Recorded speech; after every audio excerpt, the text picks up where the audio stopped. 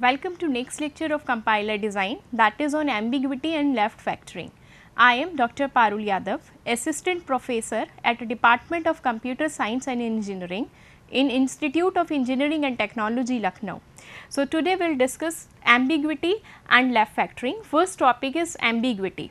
So, a grammar that produces more than one parse tree for some sentence is said to be ambiguous. So, a grammar is said to be ambiguous. Suppose there is grammar capital G and sentence for this is W. So, if grammar is producing more than one parse tree for particular sentence, then that grammar is said to be ambiguous grammar.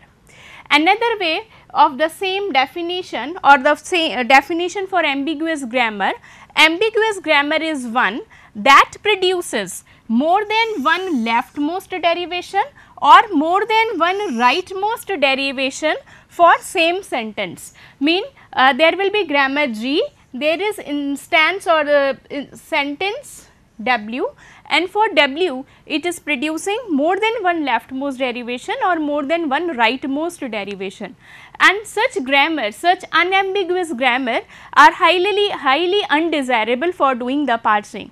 We need to get unambiguous grammar. If not so, we won't be able to select the uniquely select the parse tree. So, we will see the example. Suppose we have this grammar for arithmetic operations e to e plus t, e multiplication e, parenthesization of e to minus e to id. We have this grammar, and suppose instance is id plus id multiplication id, and here we are applying leftmost derivation. Then for doing the leftmost derivation, we will apply the sequence of replacements like e to e plus e using this production. Then this e can be expanded to id using this production, and then this e can be expanded to e multiplication e, then this e to id and this e to id. This is one leftmost derivation for this particular instance. Similarly, we can obtain another leftmost derivation for getting the same instance, that is e to e multiplication e. Suppose we are starting with this alternate first. So, e to e multiplication e. Now, this e can be expanded to this, and then this e to id, then this e to id and this e to id. So, what we are observing here, that for particular instance there are two different leftmost derivation. So, such grammars are ambiguous grammar, and our objective is to understand the methods to get the unambiguous grammar. So, with respect to this application, arithmetic application, we can associate with the grammar some disambiguating rules. So, here the possible disambiguating rules are, we can associate the precedence and associativity of the operator. So, suppose precedence mean multiplication is of suppose highest precedence and then plus. So, we can say, and associative means suppose this is left associative, this is again left associative. So, we can attach associativity and precedence of the operator, and we can associate these rules, this is called as disambiguating rules, along with this grammar, and these rules will help us to select only one parse tree and to ignore or discard the remaining parse trees. So, here with respect to this derivation, we obtained this parse tree, that is e to e plus e, then e to id, then this e to e multiplication e, and then this e to id and this e to id. Similarly, we obtained parse tree for this derivation. Now, in these parse trees, if we will do the computation bottom to top fashion, we will find that in this parse tree, first we are doing the multiplication, and then that result will be added up to the first identifier. In this parse tree, what we are doing, first it will do the addition of first two operands identifiers, and then that result will be multiplied to the third identifier. So, as per this particular sentence, it is desirable that first multiplication should be performed, right. So, here we have the associativity and precedence of the operator, and as per this table, this says that multiplication is of higher precedence. Then according to this rule, the parse tree that is satisfying this rule should be selected and rest of the parse tree should be ignored. So, in this parse tree multiplication is performed first and then addition, mean here this parse tree is satisfying this rule, this disambiguating rules. So, this disambiguating rule is helping us to select particular parse tree. Now, if we will see this parse tree, here we are performing addition first. So, we can easily discard this particular parse tree. So, this is one approach where along with grammar we can associate some disambiguating rules, and this disambiguating rules will help us to get the unambiguous grammar, or we can say to select a particular parse tree and discard the other parse trees.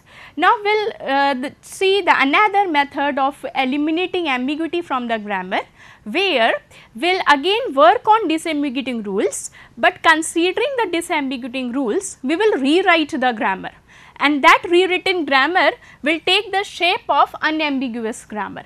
So, here we have written the such grammar, some grammar for arithmetic operations.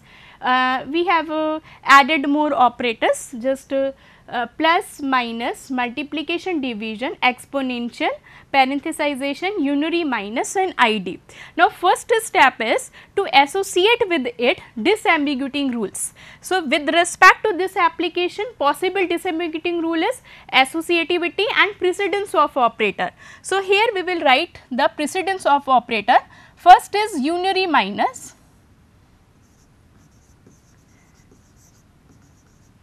this is unary minus operator. After that exponential, then multiplication and division, and then we may have plus or minus. So, this is of highest precedence, then this one and this one. Now, with this this is minus. Now, with this we can associate associativity also. So, suppose we are assuming that this exponential is right associative and this is left associative and this is also left associative. So, I will just briefly explain the meaning of associativity. I said multiplication is left associative or addition is left associative.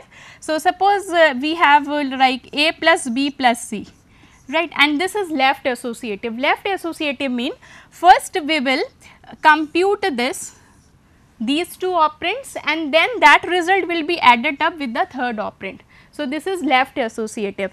Now, right associative means suppose exponential is right associative and I have this equation like a exponential b exponential c, and we are saying that exponential is right associative. It mean we will do the computation from right. It mean first we will calculate b raised to the power c and then it will be power of a. So, this is meaning of left associative or right associative, and here we have the precedence of the operator. Now, we will try to rewrite the grammar. So, for rewriting the grammar, target is, we know that in when we will drawing the parse tree. So, the computation that we do at the bottom part of the tree, that will be done first, right, that will be done first. So, in grammar we will write the rules for the operators that are of least precedence. We will write the rules first for the operators that are of least precedence. So, here first is plus and minus, right, and so here I can rewrite the grammar like E2, and here we know that this operator is left associative. So, here we will write grammar like E2 E plus T, right. T is new non-terminal that we have introduced over here, and we put this E on left hand side, right. We will not write T plus E because this is left associative. So, we will write E2 E plus T. Now, another alternate to this is E2 E minus E. So, as per the table the rules are plus for minus, they are of least priority. So, first we will write E plus T, then E minus T, and minimally it can be expanded to T, E to T. Now, we will write rule for T, and in T we will go to the next row, that is for multiplication and division, and these two operators are again left associative, and suppose new non-terminal that we are taking here is f. So, we can write the rule like T multiplication f, or this can be T division f, or minimally it can be expanded to f, T to f. Now, we will write the rule for f, and suppose new non-terminal is p here, right. And so, now we will write rule for exponential, and exponential is right associative, and suppose new non-terminal is p. So, it will be written like p cap f, right, f should be at right place, right side, rightmost position, p cap f, and minimally it can be expanded to f. Next projection, next alternate for this f to p, right. Now, next is unary minus. So, here we can write like p2 minus p, and then it can be expanded. Next alternate for p can be suppose new non-terminal r. Now, r can be written as, next we have written rule for plus, minus, multiplication, division and this, right. Now, unary minus also. Now, next is parenthesization and ID. So, here r can be r can have alternates like this and or ID. So, within parenthesis again same rule has to be followed, but parenthesis, within parenthesis same rule has to be followed, but if there is parenthesis then that should be given preference, right. So, this is the way that we are writing the rewriting the grammar. Now, we will understand, we will apply one example onto it. Suppose input instance is ID plus ID multiplication ID, and now we will apply this grammar and we will check whether ambiguity has been resolved or not. So, we will start from capital E, that is a start symbol of this grammar. Now, at E there are three alternates. Now, E plus T, E minus T or plus. So, based on this instance we should select the first alternate. Now, E should be expanded to E plus T. So, there is only one selection for E production, E plus T, there is no confusion over here, no ambiguity over there at this point, right. Now, this E, because we are doing the leftmost derivation, now this E basically here we obtained plus. So, before the plus we need to get ID, and for getting the ID this E should be expanded to T now, right. Then this T should be expanded with F, and then this F should be expanded to P, then P should be expanded to R, and then R should be expanded to ID, alright. Now, next here we obtained ID and here we obtained plus. Now, next is ID multiplication ID, and ID multiplication ID mean here we have at T. Now, this T should be expanded. Which alternate should we use here? We should use this alternate. So, here T multiplication F. So, we got here multiplication. Now, just we need to expand it to ID, T and F. So, T should be expanded to F, then F should be expanded to P, and then P should be expanded to R, and then R should be expanded to ID. Similarly, this F, now F should be expanded to P, and then this should be expanded to R, and then this should be expanded to ID. So, here what we are observing that we have rewritten the grammar in such a way that at every stage there is only one choice, one option is there, and using that option or that alternate of the protection we are using the expansion and we are drawing the parse tree. So, this is the way where we are disambiguating the grammar, we are obtaining the unambiguous grammar, attaching with it some disambiguating rule based on the application on which we are working, right. Now, here I would like to focus on the part one elaboration onto it, as it is very important part E to E plus T. I said that I have written it like this, that E should be written on left part just to implement the construct for associativity. Just see over here, suppose I have instance ID plus ID plus ID, right. This could be A plus B plus C like this. Now, here this E can be expanded to E plus T, and further for getting another plus, we have the choice at this level only. No T has alternate for plus operation. So, here this E can be again expanded to T, and further from every E T we can get ID after doing certain number of steps. So, what we are observing here, if you will see the figure, first we are computing first and second identifiers, mean addition of first and second identifier, and then that will be added to the third identifier. So, it is implementing this logic, that is left associativity of the operator. Similarly, this is for minus, multiplication and division, and here for exponential f is at right side. So, similarly it will implement the logic for right associativity of operator. So, after seeing the grammar we can easily answer which operator is of highest precedence, right. So, the operator, suppose I want to compare after seeing this grammar, that the multiplication or plus, which one was of highest precedence. Here in place of multiplication we may have another symbol, they are just the symbols for us. Now, suppose, so we can say which one is of highest precedence. So, we can, after seeing the grammar we can say yes, this is of higher precedence to plus. Similarly, after seeing the operator, after seeing the grammar we can tell the associativity of the operators. So, here we can say, after seeing this production we can say that this particular operator is left associative, or this particular operator is right associative. So, we can answer few questions after seeing the grammar also. So, this is the way how we eliminate the ambiguity for arithmetic grammar. Else we will see another example, that is for if else statement, right. So, here suppose we have a statement like in grammar we may have if, in programming language we may have if life construct, and that can be the syntax for that can be written in context free grammar, and here a statement can take shape of if expression then statement, where if and then they are the keywords, or we can say they are the terminals.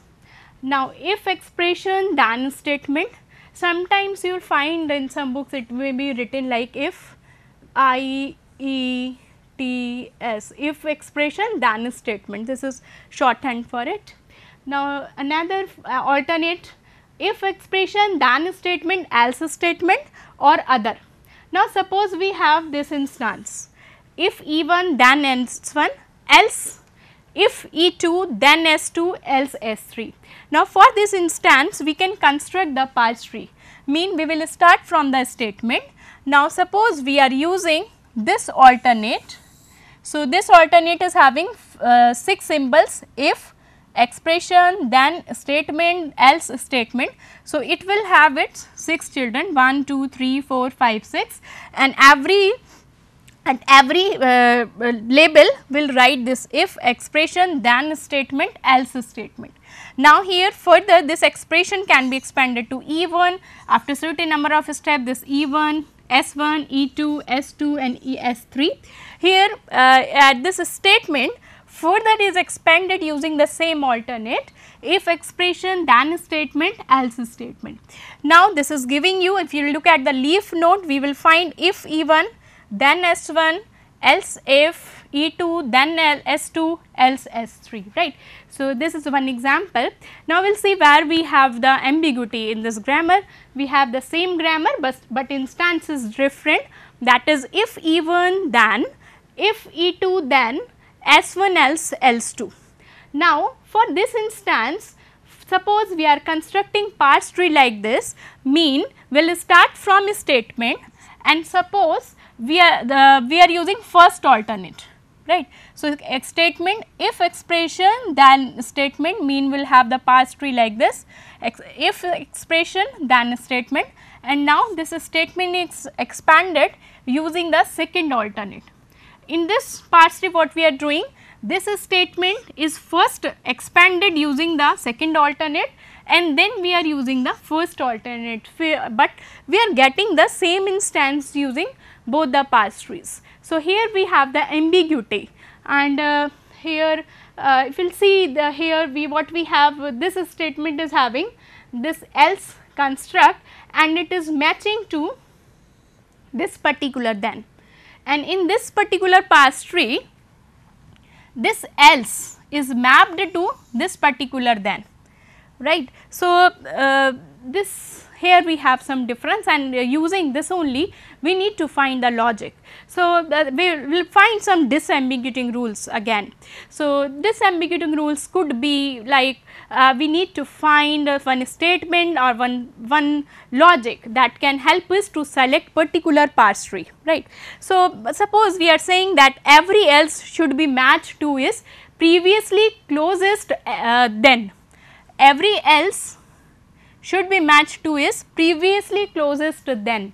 It means in this particular statement, this else should be matched to is previously closest then, mean it should be matched to this then rather than to this then. So, here we are having two parse tree, and using this rule we can select this parse tree and we can discard this parse tree. Now, we will see the example.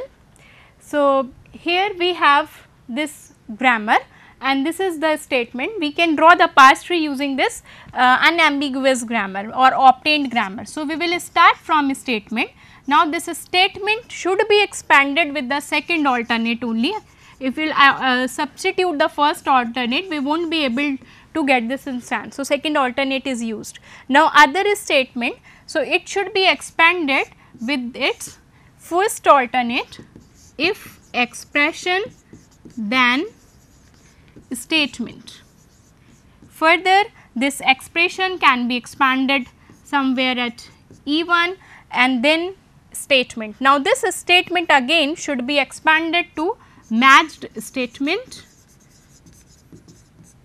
because here we have to terminate also, and now matched statement should be expanded with the first alternate that has its 6 children. So, it will be like if expression then matched statement else matched statement, and now matched statement further can be expanded with other, and here from other we can derive S1 or S2. So, this parse tree is, this is the parse tree for given instance, and here this is the parse tree for giving instance, and here this is the unambiguous grammar. Now, next is left factoring. So, left factoring is a grammar transformation that is useful for producing a grammar that is suitable for predictive and top down parser. In coming classes we will discuss about parsing, that is of two types based broadly, top down parsing and bottom up parsing, and grammars need to be transformed so that they will be suitable for doing parsing for parsing purpose. So, when the choice between two alternatives A production is not clear, we may not be able to rewrite the production to defer the decision until enough of the input has been seen that can make the right choice. So, we will see one example. Suppose we have the grammar, this is the rule actually, A2 alpha beta 1 and or alpha beta 2, where alpha and beta they are strings of grammar symbol, and alpha is the longest common prefix. This can be the longest common prefix in or common in two or more alternates, right, and second is alpha is not equal to null. So, this is the longest common prefix alpha. So, production is like this, alpha beta 1 and alpha beta 2, beta 1 and beta 2 are strings of grammar symbol. So, after seeing alpha we will not be able to find which alternate of A should we select. So, we need to do the left factoring of the grammar. How to do? Here we will write A, then we will write the longest common prefix alpha. Now, we will introduce a new non-terminal, let it be A prime. Now, we will attach A prime or append A prime after alpha. So, production will be A to alpha A prime. Now, we will write the rules for A prime. So, how they will be written? After alpha here we have beta 1 and here we have beta 2. So, we will write A prime to beta 1 and beta 2. So, this is one rule, simplest rule. Now, one generalized rule for left factoring. Suppose A has these many alternates, mean there are certain alternates that are beginning with alpha, and gamma mean the set of alternates that are not beginning with alpha, and here condition is that alpha should not be equal to epsilon, and alpha is longest common prefix, that is common in two or more of its alternates. Now, we can rewrite the grammar. How we will write? First we will see what is the longest common prefix, this is alpha. So, here we will write A to alpha. Then we will introduce new non-terminal A prime and we will attach A prime after alpha. So, concat A prime after alpha. So, here we will get A to alpha A prime. After this we will add all the alternates that are not beginning with alpha. So, we will append this whole list. Now, we will write rule for A prime. So, we will take the string or the suffix after alpha in every alternate. So, here we have beta 1, here we have beta 2, similarly here we have beta n. So, we will list down all the alternates over here, beta 1, beta 2 up to beta n. So, in that way this is called as left factored in grammar. We will repeat the transformation until no two alternatives for the non-terminal have common prefix. Now, we will see one example and we will obtain the left factored grammar. This is just if expression then statement, if expression then statement, else statement, or A, E to B. Now, if we will see this, here we can see that both the alternates are beginning with IETS. So, we can say this is alpha part, and beta part mean this is epsilon here, and here we have ES, and this A can be treated as gamma part, right. So, we can rewrite the grammar. How we will write? S2. Now, we will write alpha. Alpha is IETS.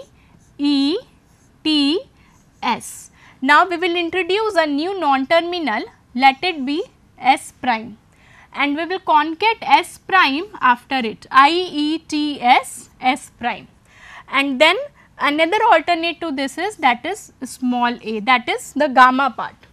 Now, we will write the rules for S prime. S prime mean the alternates mean beta part. So, here we may be getting ES, and in the first alternate we may be getting epsilon, and E to B, this is simpler one, no left factoring is required over here. So, this is our left factored grammar, right. So, here we may have the doubt that if we have S prime, here we have ES or epsilon. So, here what we are observing, that if we are at S, right, and the input symbol is I. So, after seeing the I, we can select the appropriate alternate, mean we can use this alternate. Now, here we will wait until we get IETS, right. After getting IETS, there will be S prime, and here we will look at this alternate.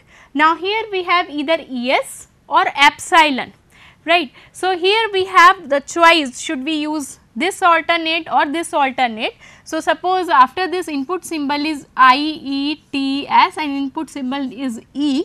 So, here no doubt the grammar is ambiguous, and it is creating ambiguity, should we use this alternate or this alternate for further expansion.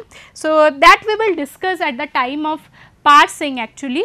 When we will do the parsing, we will create the parsing table, and parsing table will put the entries, and in particular cell will find 2 entries, and we will have to select only one entry, and the rule that we will apply again, it will be like this, that E should be matched to the closest appearing then. So, we will be using this, we will be selecting this alternate in that case. So, because here we are discussing left factoring. So, at this stage we can say that we will discuss, will get this grammar, and that particular ambiguity it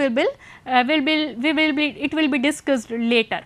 So, in today's class we discussed the two main concepts, that is ambiguity and left factoring. we know that grammar should be unambiguous. Otherwise we will not be able to uniquely select a parse tree. So, we studied the methods for getting the unambiguous grammar, where one is to attach this ambiguity rule with the grammar, second is to incorporating these rules into the grammar and rewriting the grammar, rewriting the unambiguous version of the same grammar. See, whenever we are obtaining unambiguous grammar or doing the left factoring of the grammar, then meaning of the grammar or capability of grammar should not change, mean it should recognize the same set of syntaxes or same set of language, we can say, right. So, we obtained the unambiguous grammar, we discussed one example related to it, then we discussed the left factoring where we perform some transformations so that we can differ the choice. So, that we after seeing particular input symbol we can differ which particular alternate should we use. So, this is all for today. Thank you.